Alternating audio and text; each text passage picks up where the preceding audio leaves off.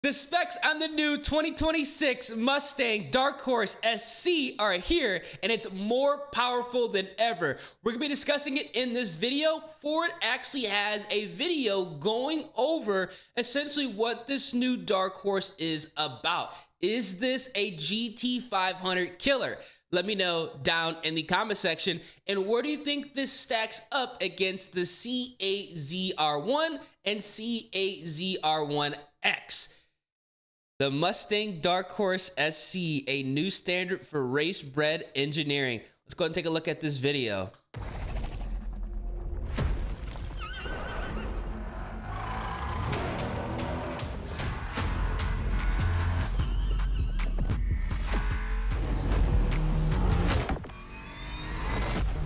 The wing's nice.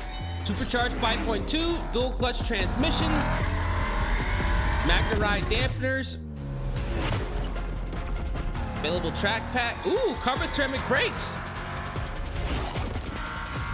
That actually is gonna save a lot of weight. Looks badass, I'm not gonna lie. It's coming 2026. Summer of 2026. So it's coming out this year. I cannot wait to see one in person. Man, I need to be able to get a ride along in this because I already know it's gonna feel fantastic because I personally love the S650s.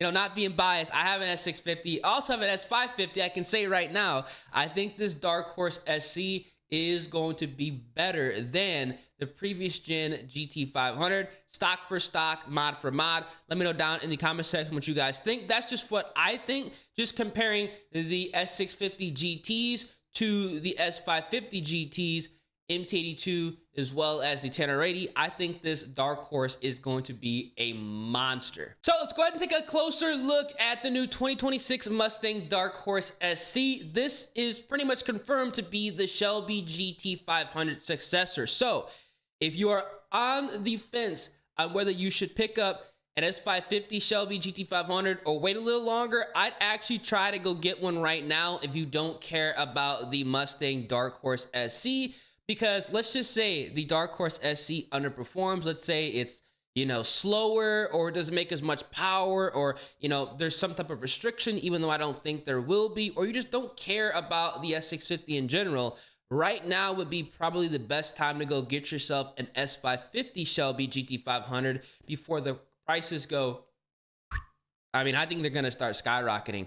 Not crazy, but I think they're definitely going to be a little bit more desirable since they're not going to be essentially, I guess, rehashing the Shelby GT500 name.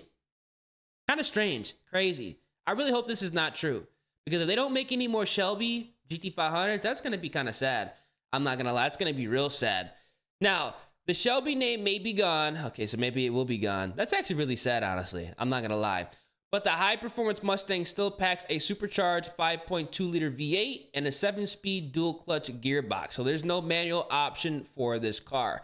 Also, if you were trying to get a 1314 GT500, this would probably be a good time to go ahead and do that as well, because I absolutely love those cars. That would be a Shelby GT500 that I would actually take. Crazy, I would take a 1314 GT500. Hell, I'd actually would take a manual Dark Horse with a Whipple over an S550 Shelby GT500. That's just me personally, because I like the bang gear. Actually, you know what?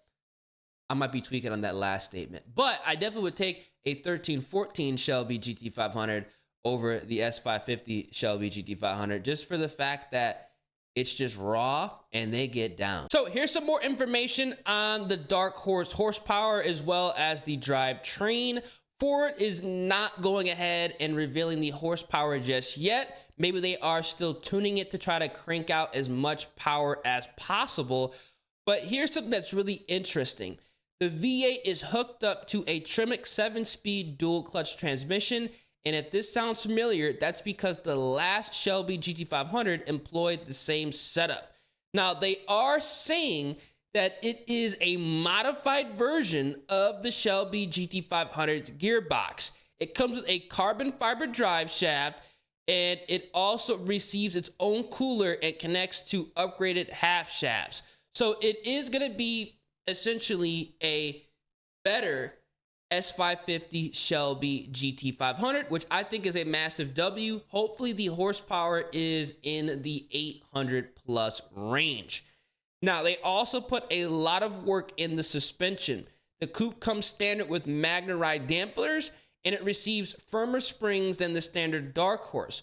Ford also fitted new anti-roll bars, revised the front and rear knuckles and front control arms, and added a lightweight magnesium strut tower brace.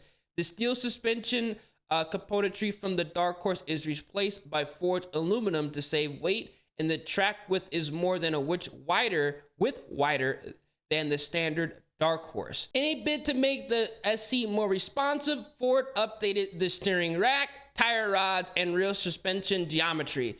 Slowing down the Dark Horse is handled by a set of Brembo brakes with 6-piston front caliper and 4-piston rear units. The Dark Horse SC also receives variable traction control, allowing drivers to adjust between 5 levels of intervention, although this only available in the track driving mode. Now, those who want an even more hardcore Mustang can opt for the track pack, bringing unique calibration for the Magna-Ride dampeners, an 11.5-inch wide carbon fiber wheel, and it also is going to have different tires, which are going to be the Michelin Pilot Sport Cup Rs, and the standard is going to have the Pirelli P0R. Now, they are going to be 305 30/20 up front, 315 30/20 in the rear. It is going to have carbon ceramic brakes from the GTD, and they're going to have 16.5-inch front discs. And it's going to be saving 150 pounds between the wheels, brakes, and other changes. That's going to be mostly rotational. That is going to be massive. I think this is going to be a nasty, absolutely nasty specialty Mustang. Let's take a look at some of these exterior photos. I think it looks good. Let me know what you guys think. I think it definitely looks good. The one thing I don't like is I don't like the exhaust tips. I don't like the way they're set up like that. Let me know down in the comment section what you guys think. At the rear, a large diffuser pairs with a small wing, while the track pack adds a ducktail spoiler on the rear decklet and a larger manually adjustable carbon fiber wing. Ford says the ducktail design allowed for a smaller wing that didn't obscure rear visibility, and claims the track pack's aero setup produces 620 pounds of downforce at 180 miles an hour. I think it looks fire. Let me know what you guys think. I think it looks absolutely fire. Now, they are saying that the interior is not that much of a change. It is what it is. They literally said changes inside are minimal. Go ahead and take a look at that. So here's the inside of the Dark Horse SC. Personally, I like the interior of the S650. Let me know what you guys think. Still got that flat bottom. I like the stitching on the steering wheel.